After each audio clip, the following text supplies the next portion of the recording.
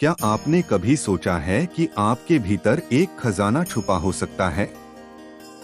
एक ऐसा खजाना जो सोने चांदी से कहीं ज्यादा कीमती हो।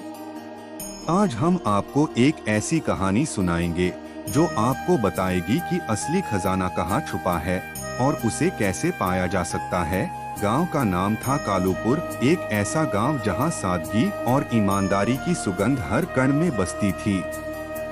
इसी गांव में रहता था एक किसान परिवार, रामचंद्र और उनकी पत्नी सीता। उनके दो बेटे थे, राम और श्याम। राम बड़े भाई की जिम्मेदारी को समझता हुआ खेतों में कड़ी मेहनत करता था। उसकी आंखों में ईमानदारी की चमक थी। वहीं श्याम युवा जोश से भरा आलसी स्वभाव का था। उसे पढ़ाई लिखाई से ज्यादा धन दौलत की चाह थी।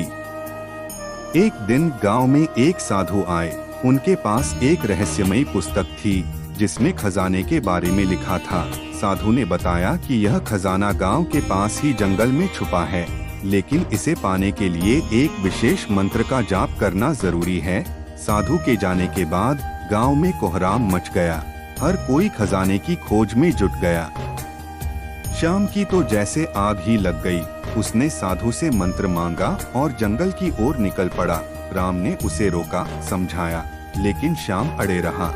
राम को भाई की जिद्दीपन पर दुहक हुआ, परंतु वह उसकी सुरक्षा की कामना करते हुए जंगल की ओर चल पड़ा।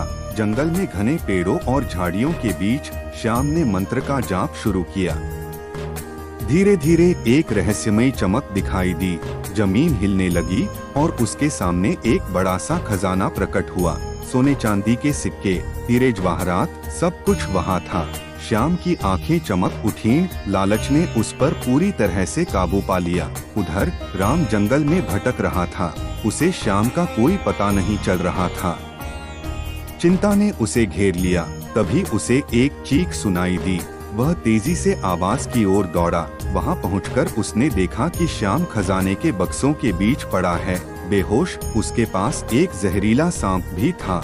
राम ने सांप को मारा और श्याम को उठाया। उसे होश आया तो उसने राम को देखकर रो पड़ा। उसने बताया कि खजाने के लालच में आकर उसने सांप को छेड़ दिया था और वह उसे डस गया।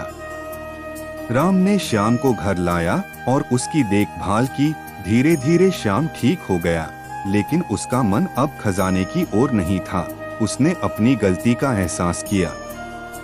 इस घटना के बाद गांव वाले समझ गए कि धन दौलत के पीछे भागने से जीवन बर्बाद हो सकता है। वे वापस अपनी साधारण जिंदगी की ओर लौट आए। राम और श्याम भी इस घटना से सबक लेकर एक दूसरे के साथ और भी प्रेम से रहने लगे। गांव में फिर से शांति और खुशी लौट आई। लोग एक दूसरे की मदद करने लगे और जीवन के सच्चे अर्थ को समझने लगे। ऐसे ही दिल छू लेने वाली कहानियों के लिए हमारे चैनल को सब्सक्राइब जरूर करें। वीडियो पसंद आया हो तो लाइक और शेयर करना न भूलें।